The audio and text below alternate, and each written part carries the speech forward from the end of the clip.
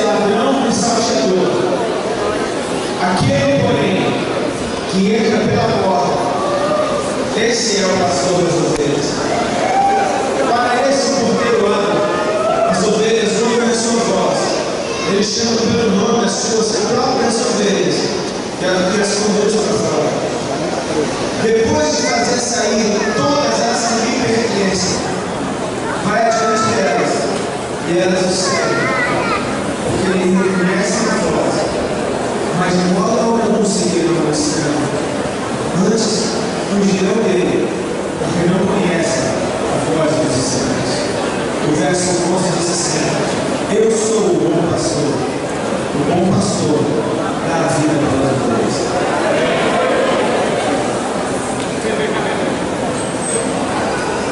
A gente olha para o mundo, você não vai no nosso lugar, se a gente vai no lugar da cidade, se você não tiver, você pega o seu lugar, você pode ser já faça isso, já faça uma mensagem.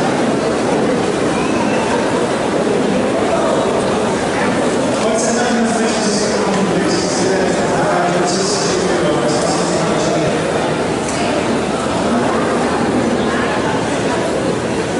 Eu vou pedir para vocês atenção, eu acho que a gente deve levar muito a sério quando a gente adora a Deus. Amém?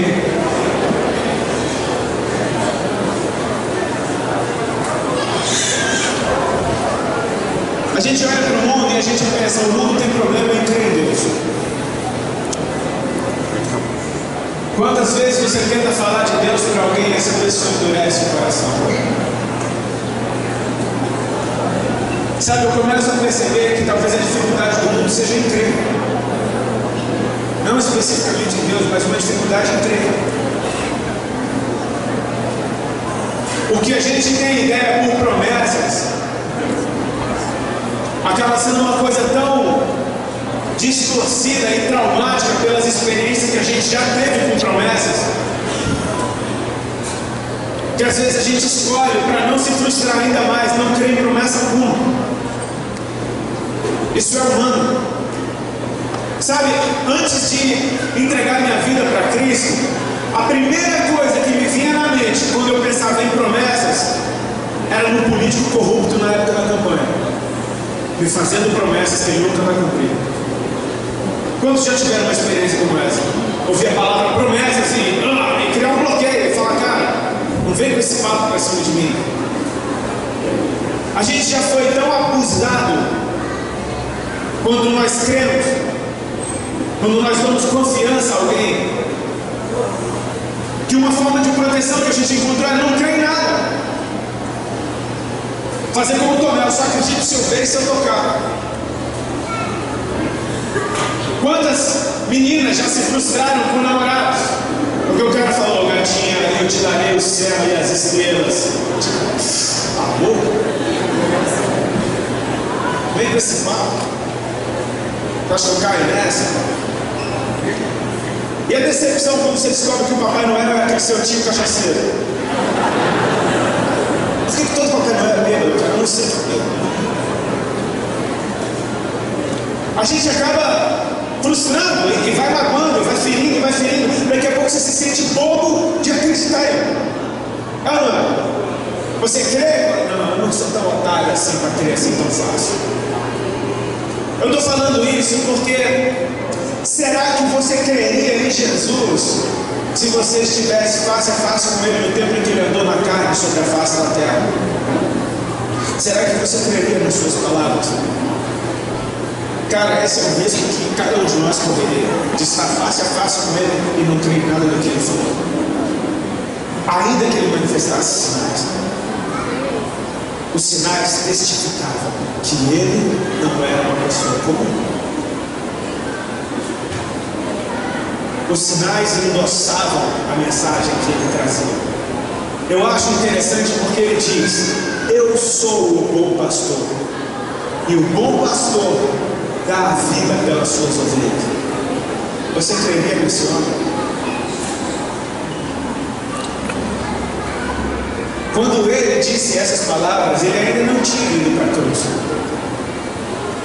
Se você achasse ele muito legal, e falar assim, eu vou acreditar no que o Senhor está falando e vou entender que esse negócio de dar vida pelas suas ovelhas é uma metáfora, né? Nós somos ovelhas, né? E o Senhor é o pastor, e dar vida pelas suas ovelhas é tipo assim, eu vou fazer o bem para vocês, né? Talvez a gente pense que seja uma linguagem ilustrativa de Jesus a respeito do bem que Ele nos faria, ou do cuidado que Ele teria por nós, mas deixa eu te falar, Ele foi para a cruz e Ele morreu no nosso lugar. Então Ele provou que Ele estava falando a verdade quando Ele disse, eu dou a minha vida pelas minhas ovelhas. Eu acho que vale a pena acreditar nisso. Eu acho que vale a pena. O problema não é crer em Deus, o problema é crer. E se o problema é crer, o problema não está naquilo que nós devemos ou não crer. Está dentro de nós, uma dificuldade que nós temos de crer. Às vezes as pessoas acham, cara, eu já fui esses dois tipos de pessoas, eu acho que dentro de cada um de nós, esses dois tipos de pessoas ainda lutam, em algum nível. Existem pessoas que pensam, cara, eu sou tão ruim que Deus não vai me querer.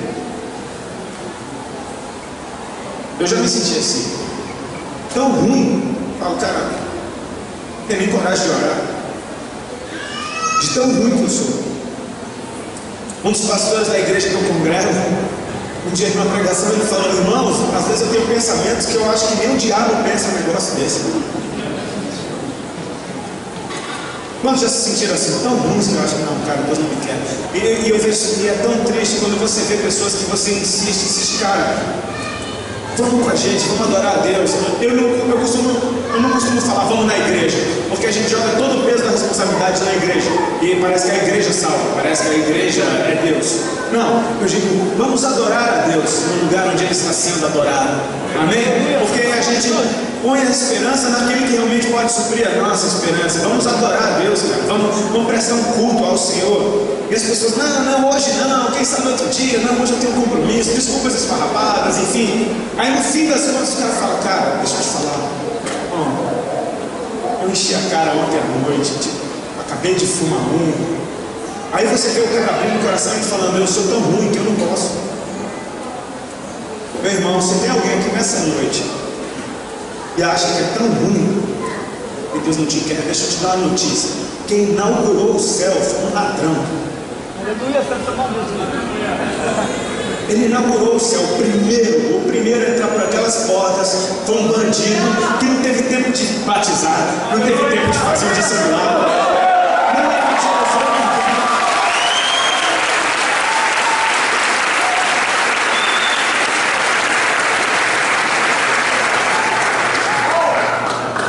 Ele só teve a revelação de quem era aquele homem crucificado do lado dele. E no momento que Jesus se revelou para ele, individualmente, porque estava todo mundo falando um monte de besteira. Se tu és o Cristo, desce daí, salva a gente mesmo, desce daí. Os sacerdotes diziam, os príncipes falavam isso, os soldados falavam isso, o outro bandido falava isso, até que esse fala, cara, eu não tenho temor a Deus, nem mesmo estando na mesma condenação.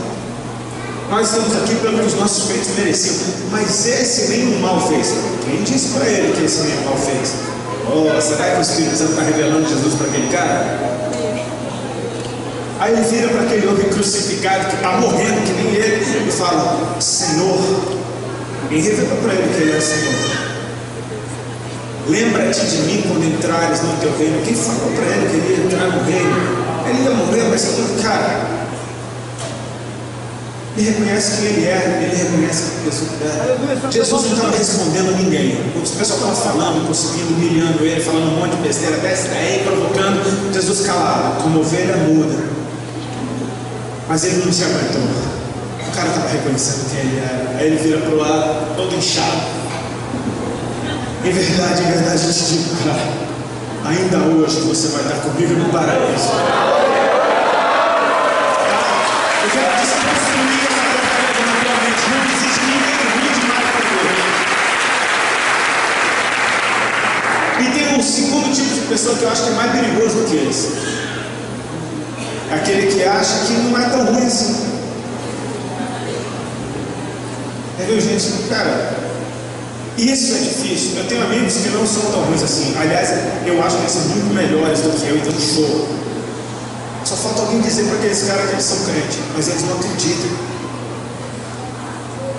E é difícil você trazer um cara para adorar a Deus, para se render, para entregar, para se arrepender. E o cara fala, cara, eu não uso droga, eu não saio na balada, eu estou sossegado com outra mulher, eu não roubo ninguém, eu não estou fazendo nada errado. Tipo, poxa, não preciso.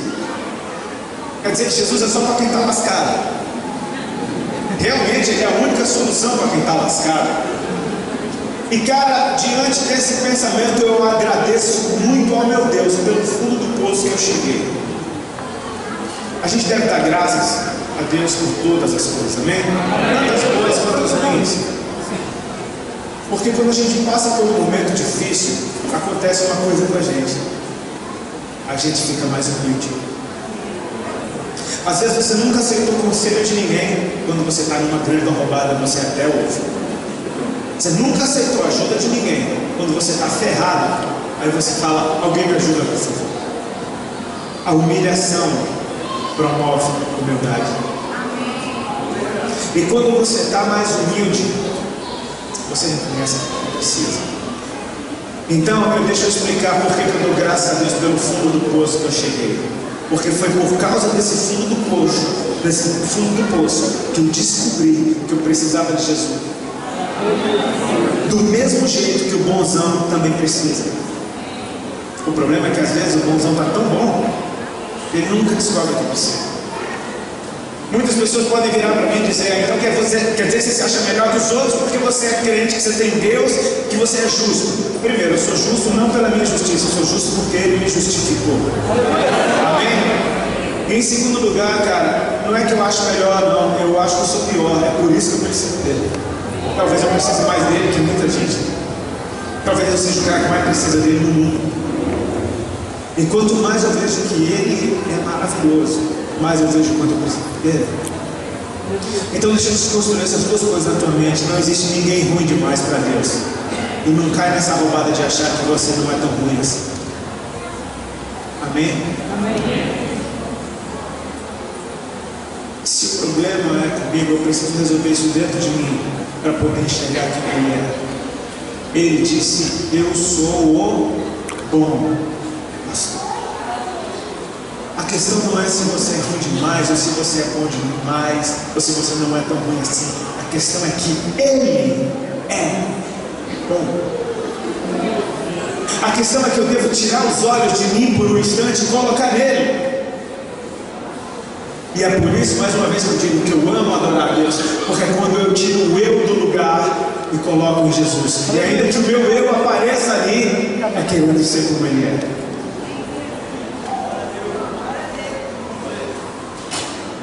Eu preciso enxergar aqui.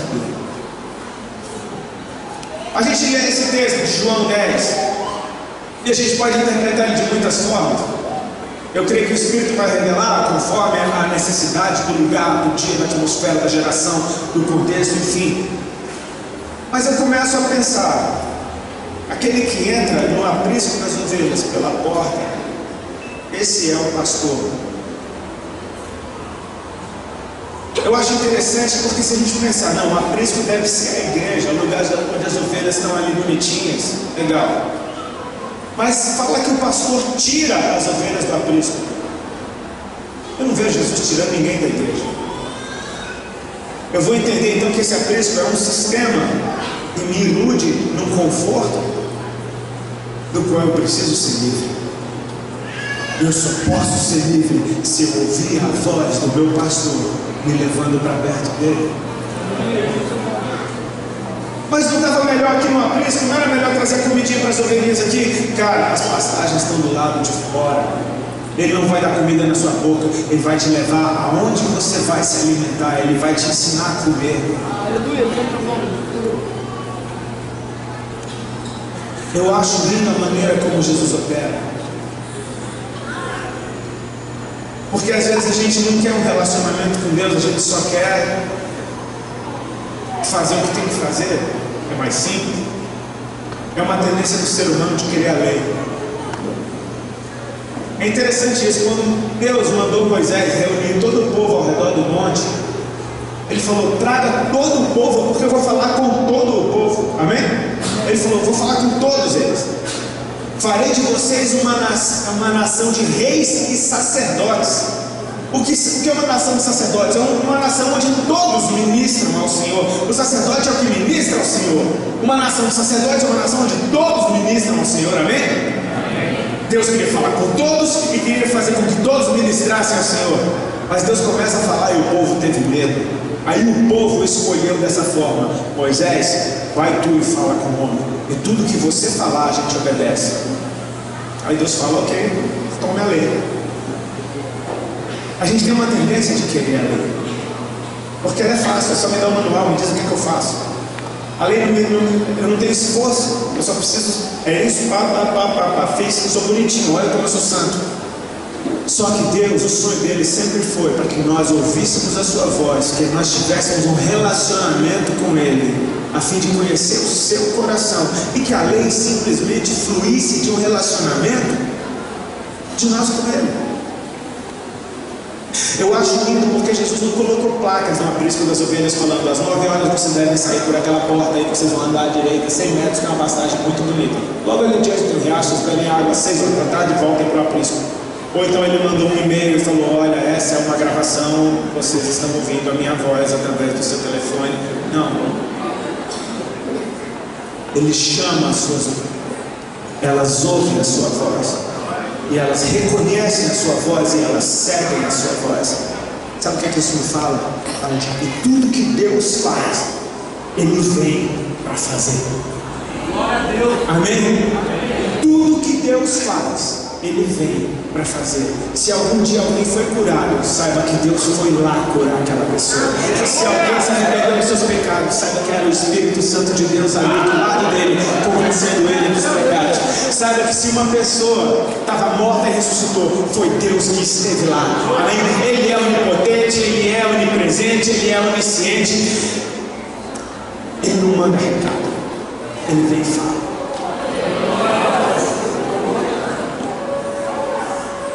Então isso revela para mim a necessidade de buscar a sua presença. Amém? Buscar a sua presença todos os dias, porque é só na presença dele que eu ouço a sua voz.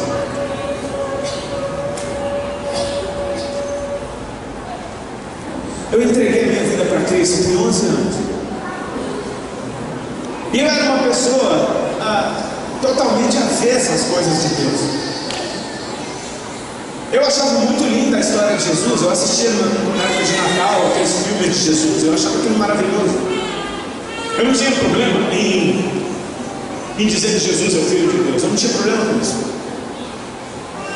O meu problema era seguir.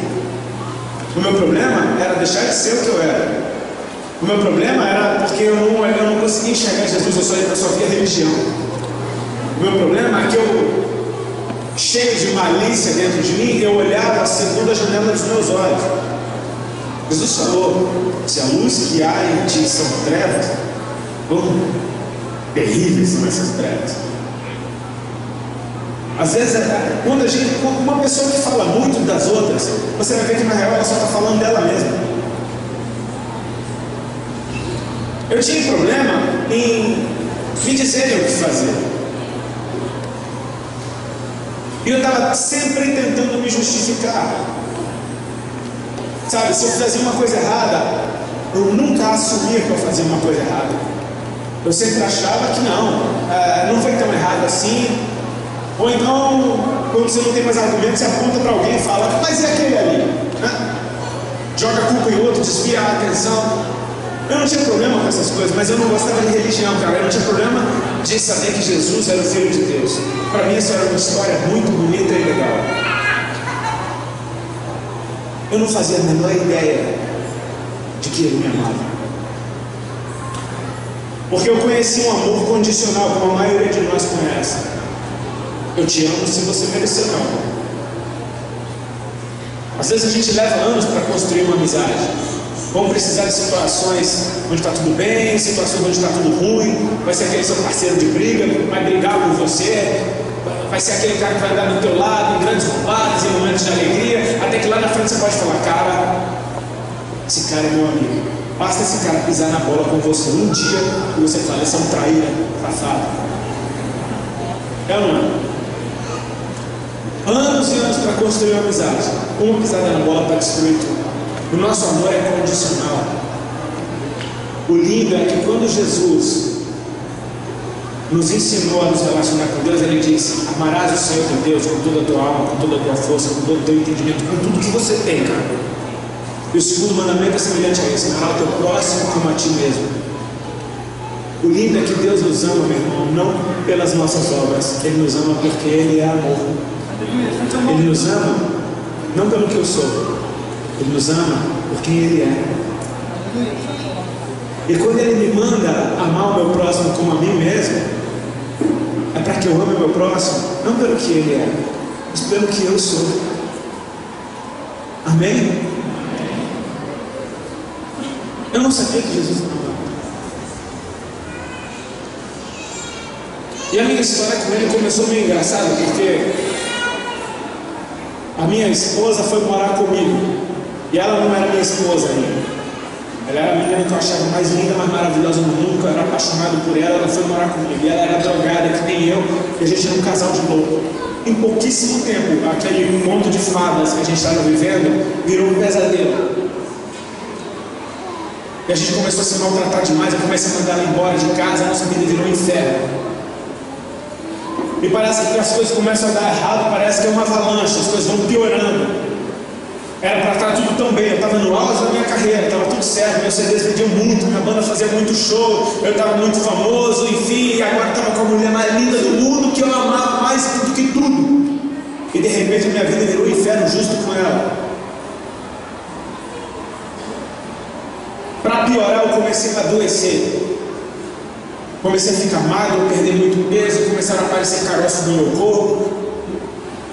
E eu sou filho de pai e mãe médicos, então na minha cabeça tinha algo dizendo: você vai morrer, você vai morrer, você vai morrer. Porque aquele ambiente de hospitalar dentro da minha casa a vida inteira, você começa a ouvir sintomas de doença, você ouve papo de doença o tempo inteiro. E aqueles sintomas estavam me dizendo: cara, você tem uma coisa muito séria, você tem que fazer algo. Só que eu era um covarde, sabe? Porque eu acreditei no personagem que eu criei. Quando você está em cima do palco e as pessoas estão dizendo que você é o cara, é gostoso isso, você ouvir que você é o cara. É gostoso você saber, por mais feio que você seja, tem um monte de menino te chamando de lindo. É o sonho de um cara feio, é um monte de mulher chamando ele de lindo. Acho que nem em sonho isso não acontece. Mas quando você está em cima do palco, acontecia. Então você acha que, pô, essa nova vida está melhor do que aquela anterior, porque eu não tinha amigo. Era raro arrumar uma namorada, uma louca que tivesse, né? Algum problema de discernimento.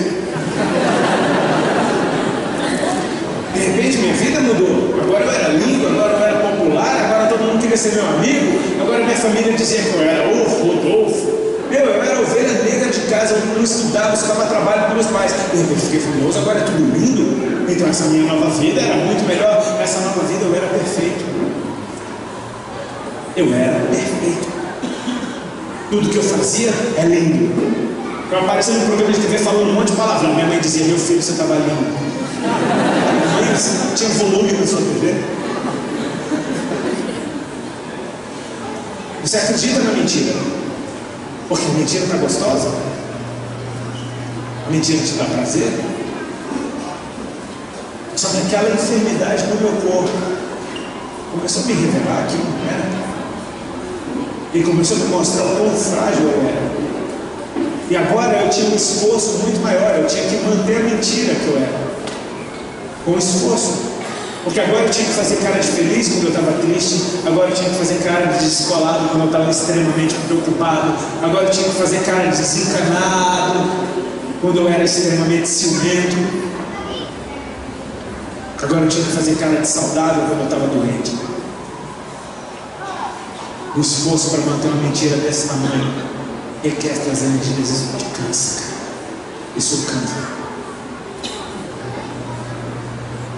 E foi através dessa situação terrível dentro da minha vida que Jesus começou a se manifestar. Primeiro na minha mulher. E olha como ela é linda. Ela tinha vindo de uma família de cristãos que estavam desviados do caminho do Senhor. Ela conhecia a palavra. Ela já tinha aceitado Jesus umas 180 vezes na vida. Ela nunca tinha seguido a Cristo. Mas aceitar Jesus para ela era gostoso. Ela sentia livre. Sabe por quê? Porque Ele é amor. Até que ela começou, por causa daquela crise real, ela começou a se tocar pela primeira vez que o problema da vida dela era o que ela tinha plantado. É que ela era uma menina rebelde, que ela tinha as questões dela, que Deus sempre chamou ela e ela nunca atendeu a essa voz. Você percebe que Jesus deixa bem claro nesse texto que a gente leu, que as ovelhas dele são as que reconhecem a sua voz e o seguem. Ou seja, todas ouvem. Algumas reconhecem e seguem. Essas são as dele. Ela tinha ouvido a voz do Senhor por muitas vezes na vida dela, mas nunca tinha reagido a essa. Então ela tinha que passar o tempo todo pela primeira fase da coisa, se jogar no chão, se arrepender. Agora eu ouvi uma pregação esses dias que mexeu muito comigo, cara, porque falou a respeito de arrependimento. Eu queria dividir rapidinho aqui com vocês. Pedir perdão de pecados não significa que você está salvo. A Bíblia não fala que pedir perdão você vai ser salvo. Ela diz que se você se arrepender, vai ser salvo.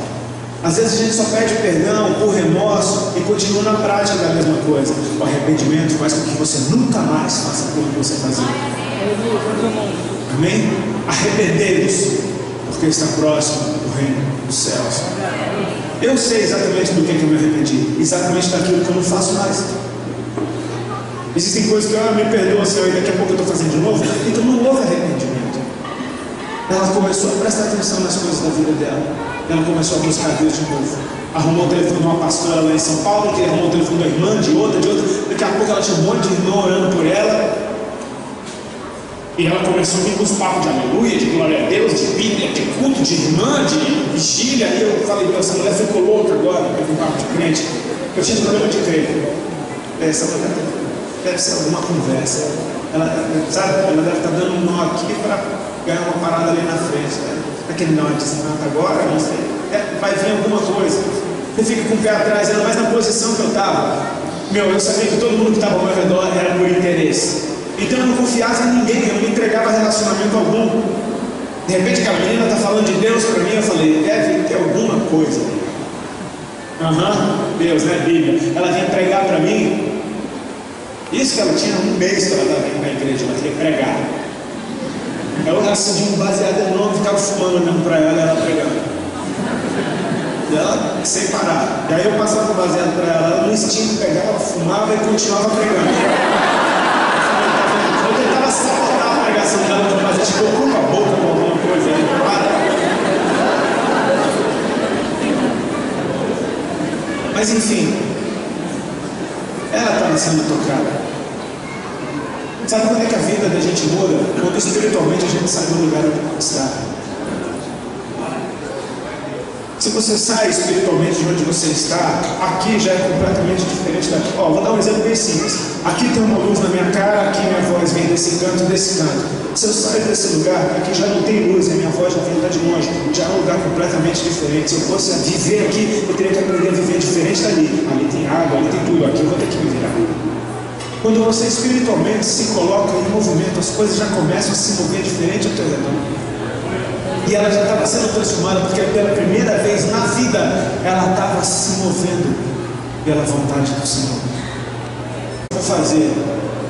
Era uma segunda-feira que elas iam, eu falei, vou embora, eu já vou pegar onda lá. Ela falou, mas é uma campanha, são 7 segunda-feira. O que eu vou fazer 7 segunda-feira? Eu arrumei coisa para fazer na primeira segunda-feira, na segunda segunda-feira, na terceira segunda-feira. Até que eu acho que lá pela 4ª segunda-feira, cara, eu esqueci que elas. Eu estava doidão e elas chegaram. E foi o primeiro culto que eu vi na minha vida foi dentro da minha sala. Eram umas 5 irmãzinhas daquelas do coro, ultra-pentecostais. E não tinha o menor pudor, não estava nem aí para mim. No sentido de, será que ele vai escandalizar? Irmão, as irmãs começaram a cantar, fecharam o olho e saíram cantando, dentro da harpa. Demoram. E elas não eram boas cantoras, não mesmo. E cantaram uns 4 hinos desses, e só estavam pensando, meu Deus, isso vai acabar. Elas falaram, vamos orar. Levantaram, aí uma delas falou, era botar a mesa para o lado. Eu pensei, chegaram a mesa para o lado, eu não entendi nada. Eu falei, chegar a mesa para o lado. Irmão, assim, não pentecostal ao extremo, começaram a voar pela sala. Eu falei, ainda bem que tiraram a mesa do centro. Eu fiquei em choque, eu vou te falar diante de Deus, eu tive medo daquela mulher. Começaram a sapatear, falar em língua estranha. Eu nunca tinha visto isso. Falei, meu Deus, o que aconteceu? Eu fiquei com medo, eu fiquei com tanto medo que o barulho que eu tinha fumado passou. Eu fiquei de cara na hora. Meu Deus, eu fiquei com medo, eu encolhi, fiquei com medo. E aí, uma delas veio na minha direção. O copo já tinha desfeito, já estava. Chegou diante de mim assim, e olha a estratégia de evangelismo da irmã. Tomada do Espírito Santo, ela chegou. O irmão já aceitou Jesus? Eu falei, já? Eu tinha medo, eu falei, claro. Aí a Alexandra, minha mulher, ela tá. Não, quando? Pronto, agora eu fui desmascarado. Eu quis negociar com a irmã, ela falou, você quer aceitar Jesus? Eu falei, quero. Agora pensa se eu queria. Eu queria. Eu não queria. Eu estava com medo, eu falei, então eu quero. O que eu tenho que fazer? Ela falou, ora comigo. Eu abri minha boca e repeti a oração que ela fez. E elas foram embora. Oraram, deram glória a Deus, aleluia, e foram embora. Eu não entendi nada. Eu não queria Jesus. Eu não entendi o que aconteceu. Eu estava com medo delas, fiquei aliviado quando elas foram embora. Eu estava louco para fumar eu fumei, eu imitei elas pulando,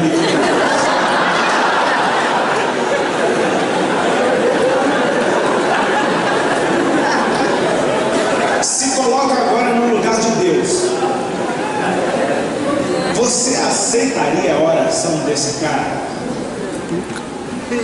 Cara, se eu sou Deus, eu não aceitava. Fala lá, meu amigo, me desculpa, vai ajoelhar no milho, vai chorar, vai fazer alguma coisa desse jeito. Mas ele aceitou, cara. Por causa do amor dele. Um pastor amigo meu uma vez disse um negócio que eu achei lindo. Se você quer conhecer o tamanho do amor de Deus pela tua vida, você precisa primeiro conhecer o tamanho do seu pecado. Porque a Bíblia diz que o amor encobre a multidão de pecados. Aleluia, santo nome, Jesus. Se o pecado vem até aqui, amor de Deus, ele vai sempre encobrir. Ele não nos julga segundo as nossas falhas, mas segundo a justiça dele. Aleluia, santo nome, Jesus. Passou uma semana, aquelas mulheres voltaram lá em casa. Trouxeram uma amiga delas que eu não conhecia, era a primeira vez que ela ia. Aquela irmã das irmãs, você conhece, né? Aquela amiga delas, porque tem essas irmãs de oração, sabe que ela sempre tem uma amiga que eu tenho que conhecer a irmã fulana de tal. Levaram a amiga delas. E ela, uma mulher de Deus, começaram a contar os hinos. Teve a mesa pro lado, os caíram sapateando pela sala, eu estava numa rua, eu já falei, não, elas são as mesmas, para mim era um dia normal, tá entendendo? Era um dia normal. O grande milagre que tinha acontecido até então era eu ter ficado ali naquela segunda reunião seguida. Eu falei, poxa, elas são legais, me pediram dinheiro. É aquele bloqueio que todo mundo tem. Quando o cara, quando você fala pro cara, vamos para a igreja, o cara fala, lá só pedem dinheiro, o cara acabou de revelar o Deus dele. A primeira coisa que eu falei, foi dinheiro? Porque você viu agora qual é o Deus desse cara. É, batata. Eu era assim. Sapateado, correndo, daqui a pouco vem essa irmã na minha frente. Veio orar comigo, tomou na minha cabeça, começou a orar comigo. Ficou orando por uns instantes com a mão na minha cabeça, até que ela baixou a mão até a minha barriga. Orando com a mão na minha barriga. Eu não entendi aquilo. Até que ela abriu os olhos, cara, sem drama algum, sem ela virou para mim e falou: irmão Rodolfo, o Senhor Jesus está mandando te dizer, nessa tarde, Ele está te curando de um câncer no teu estômago, para você saber que Ele é Deus, que Ele te ama e que Ele tem uma obra para fazer.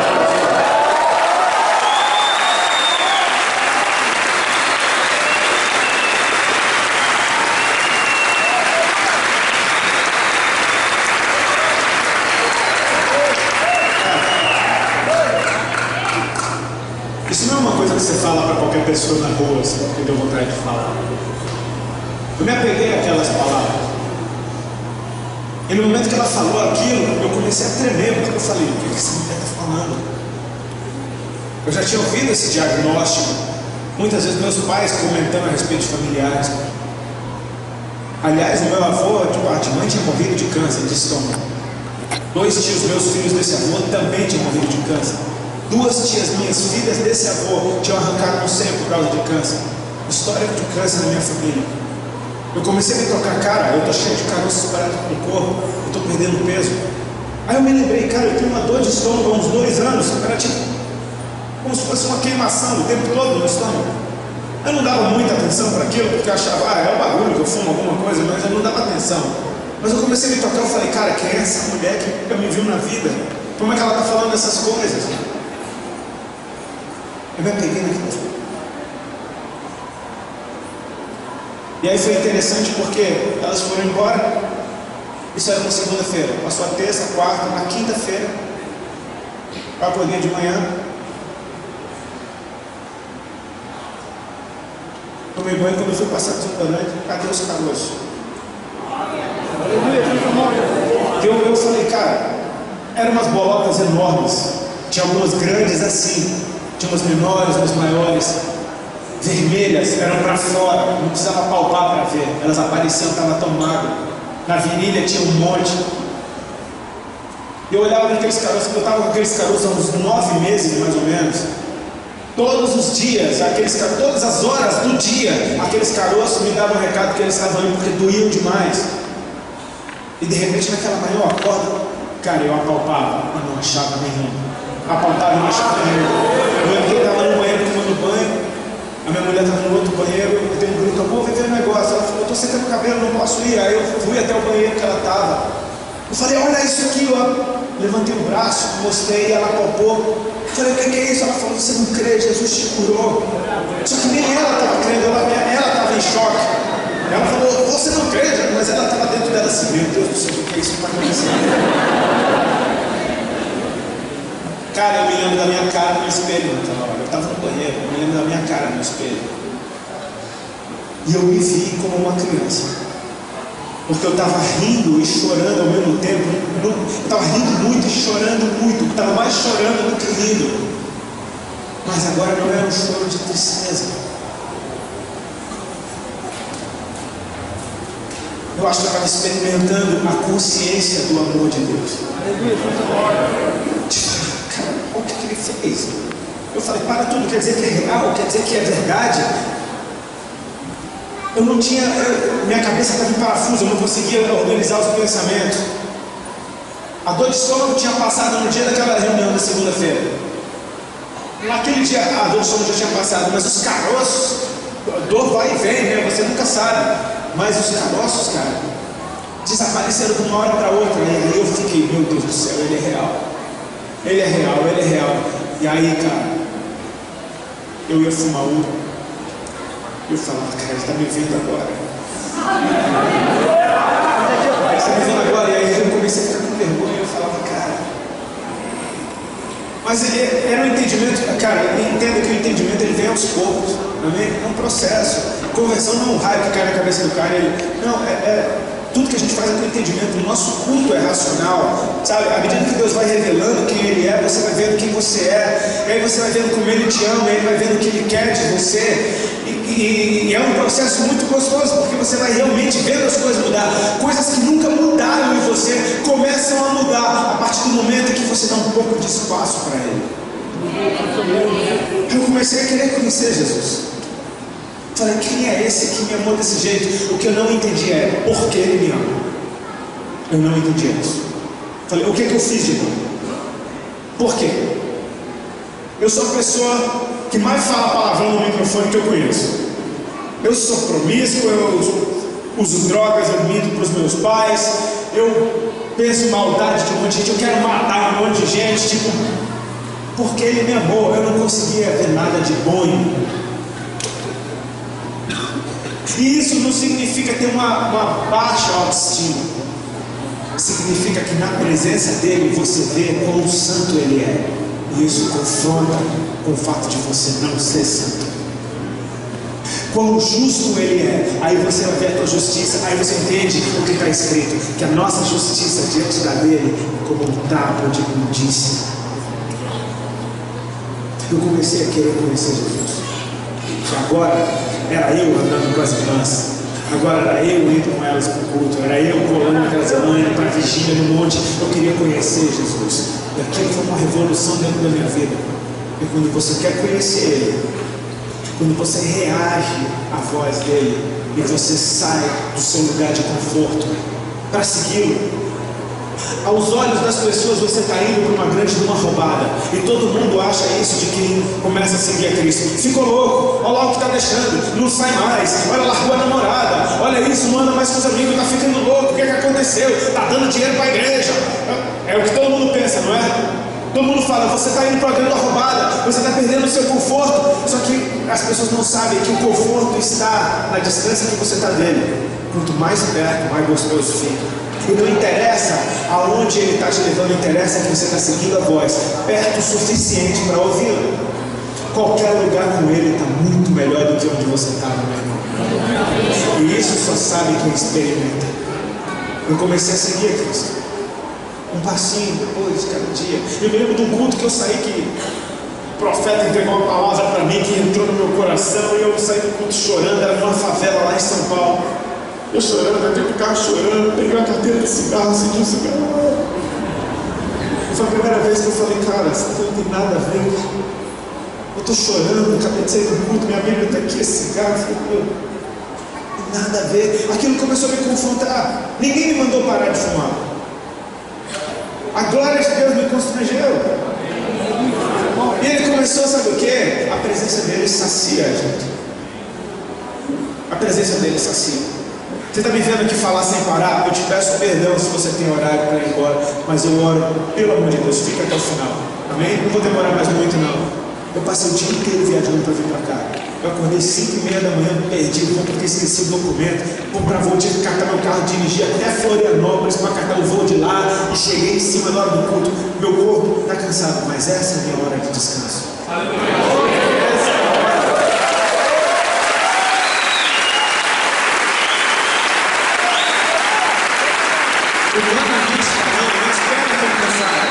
Eu queria estar sentado, eu queria estar aqui em você, jogado, está bom demais. Eu queria estar aí. Mas essa é a minha hora de descanso. É quando eu deixo o Espírito Santo usar a minha boca. Meu Deus do céu, não tem nada gostoso nessa vida.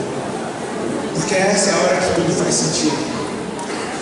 Eu comecei a querer conhecer Jesus. Sabe o que me atraiu para ele? Deixa eu te contar um segredo.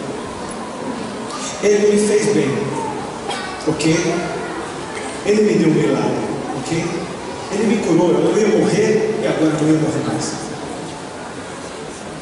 Muitas pessoas travam no bem que o Senhor nos faz e falam, agora ele me fez o bem, glória a Deus, Jesus, eu te amo. Jesus, eu te amo, olha o bem que ele me fez, olha o bem que ele me fez, olha o bem que ele me fez, olha o bem que ele me fez, olha bem, agora eu quero mais bem, Senhor, mais bens, né, Senhor, mais bens, muito mais bens, né?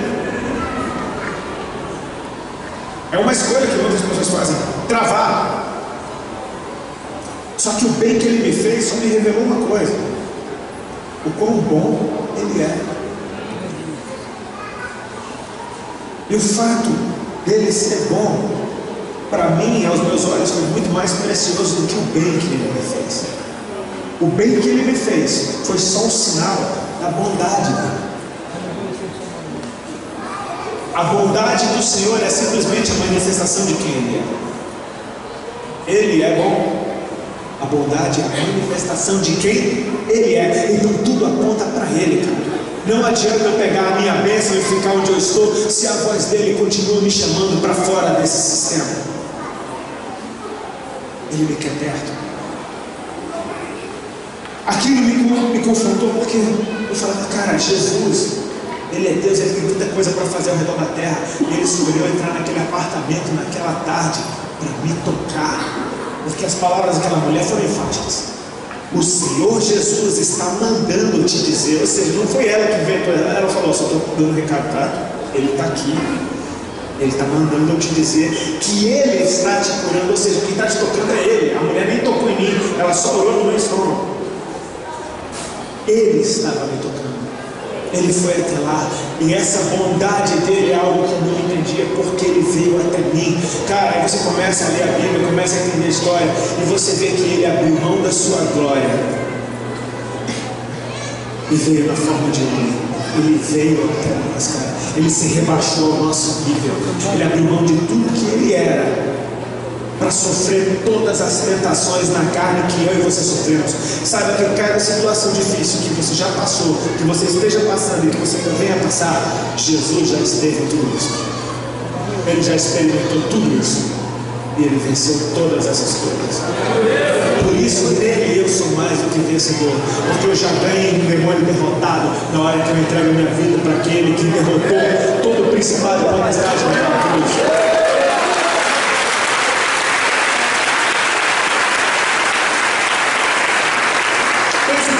A Ele foi dado toda a autoridade nos céus e na terra. Jesus falou, a mim me foi dada toda a autoridade nos céus e na terra, portanto, ide fazer discípulo. Toda a autoridade, repete comigo, toda a autoridade. Então, Ele tem toda. Você tem toda, não sobrou nenhuma. As trevas só vão ter o poder que eu der para elas. Se eu der brecha, eu estou dando poder para as trevas. Se eu estou nele, Ele venceu todas essas coisas. Eu comecei a conhecer Jesus e falar, Ele é bom, e é isso que eu preciso. Ele veio para fazer isso.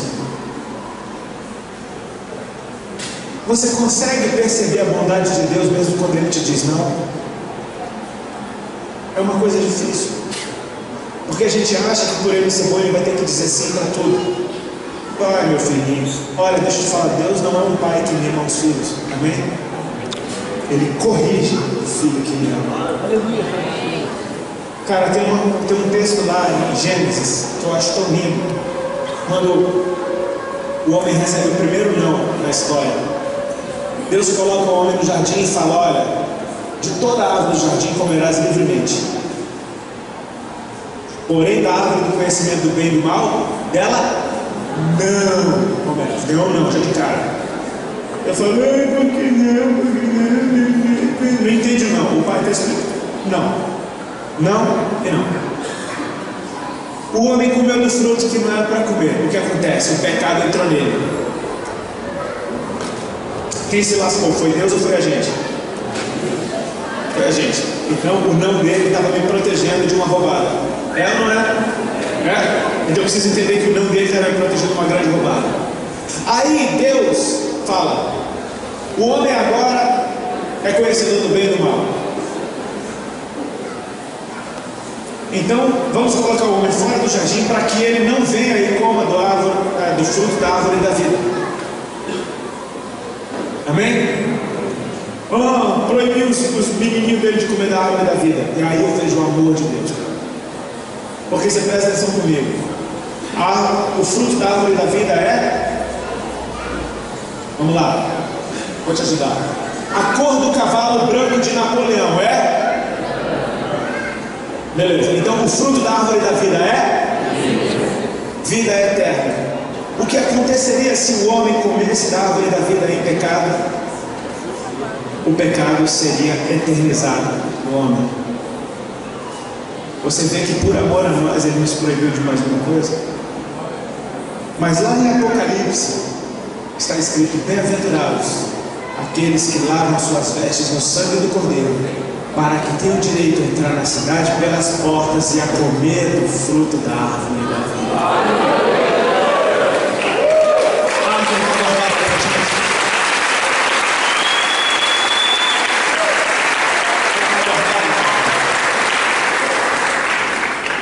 Venha lavar suas vestes no sangue do Cordeiro, porque é o único sangue, é a única coisa que pode tirar o pecado de mim.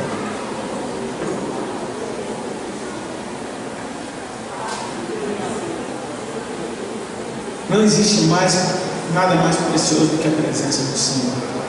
Não existe bem nesse mundo mais precioso do que a presença do Senhor.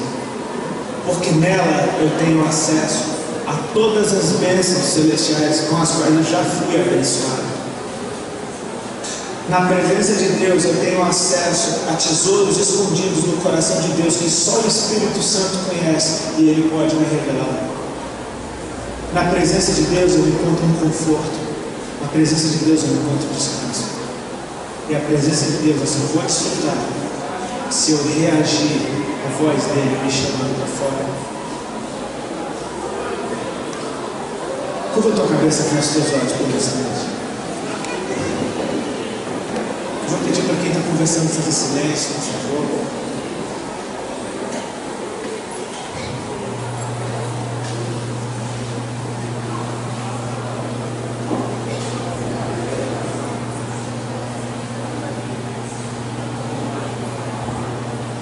Você chegou até esse lugar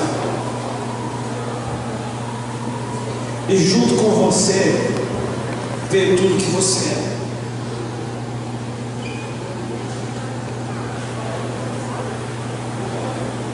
Ele disse: vinde a mim como estás.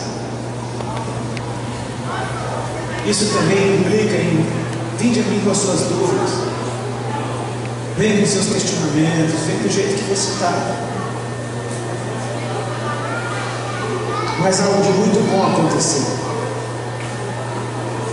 Você conseguiu chegar num lugar que a sua carne não queria estar. Então, em algum nível, uma guerra espiritual foi travada e você saiu vencedor, porque você conseguiu chegar num ambiente espiritual onde a sua carne não queria estar.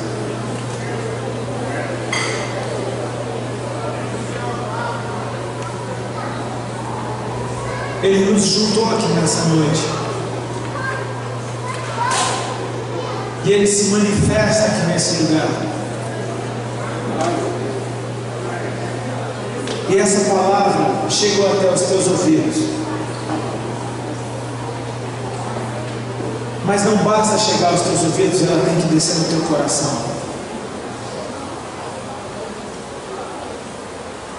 No texto de João 10, Jesus disse que o pastor chama as suas ovelhas pelo nome.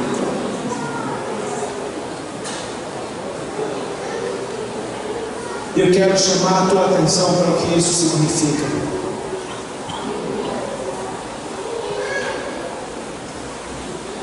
Significa que Ele faz você ouvir a sua voz no meio de uma multidão e saber que é para você que Ele está falando. Ele te chama pelo nome. Quantas vezes, no meio de ministrações, parecia que não tinha ninguém ao meu redor. Parecia que o homem de Deus que estava pregando estava falando diretamente para mim. Essa é a voz do Senhor me chamando pelo nome.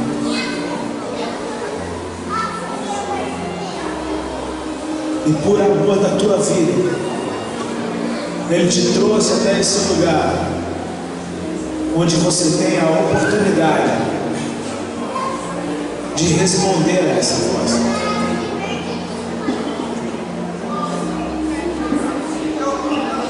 Simplesmente reconhecendo que é a voz dele e deixando essa voz te mover.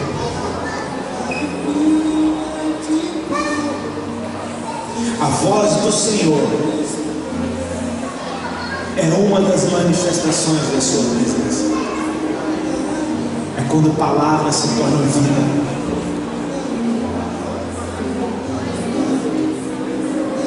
Eu oro para que haja nesse lugar corações tocáveis, meu Deus.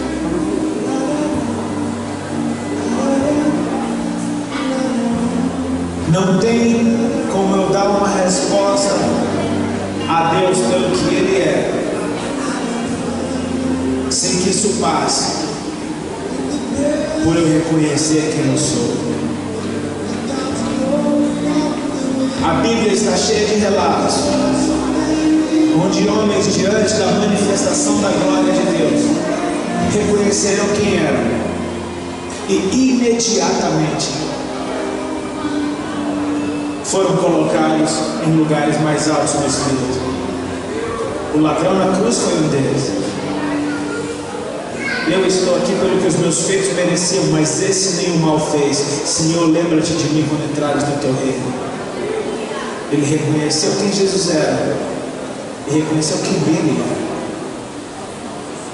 Quando Pedro colheu aquela grande quantidade de peixes naquela pesca milagrosa e todos se alegravam pelos peixes, Pedro vem até os pés de Jesus e diz: Senhor, retira-te de mim, porque eu sou um homem pecador. Naquela mesma hora, Jesus disse: não temas, daqui por diante você será um pescador de homens. Vem e me segue. Isaías, quando viu o Senhor assentado no alto sublime trono, quando ele teve aquela visão, que ele via a glória de Deus, os serafins cantando que ele é santo, que toda a terra está cheia da sua glória, quando a casa se encheu de fumaça, Isaías olha para si mesmo e diz: ai de mim que vou perecendo, porque sou um homem de lábios impuros e habito no meio de um povo de impuros lábios, e os meus olhos viram o Rei. Naquela mesma hora, um dos serafins voa, trazendo uma brasa tirada do altar, toca justo na boca de Isaías, onde estava o pecado dele, e diz: vê, perdoado foi o teu pecado e purificada a tua iniquidade. A partir daí ele começa a ouvir Deus falar: a quem enviarei e quem há de ir por nós? Isaías, agora que estava com medo de Deus, agora ele diz: eis-me aqui, Senhor. As coisas mudam quando eu reconheço quem Ele é, reconhecendo quem eu sou. Você não é tão ruim assim, porque Deus sabe o teu potencial. Você pode estar num estado meio bagunçado, mas você não é tão ruim assim. Mas diante dele você precisa reconhecer. Você precisa ir muito dele. Porque só Ele pode te tirar desse sistema que te ilude com uma falsa liberdade. Ele disse: as minhas ovelhas sairão e entrarão e acharão pastagem, ou seja, elas serão livres. Não haverá sistema desse mundo que te prenda quando você for verdadeiramente livre. Se o Filho te libertar, verdadeiramente sereis livres. E essa é a verdade, Ele te ama. Se tem alguém aqui nessa noite que gostaria de entregar sua vida para Jesus e de responder a essa voz que te chama pelo nome, eu queria que você saísse do lugar e viesse até a frente do altar, que eu quero orar por você. Faça isso rápido. Se tem alguém aqui nesse lugar, glória a Deus.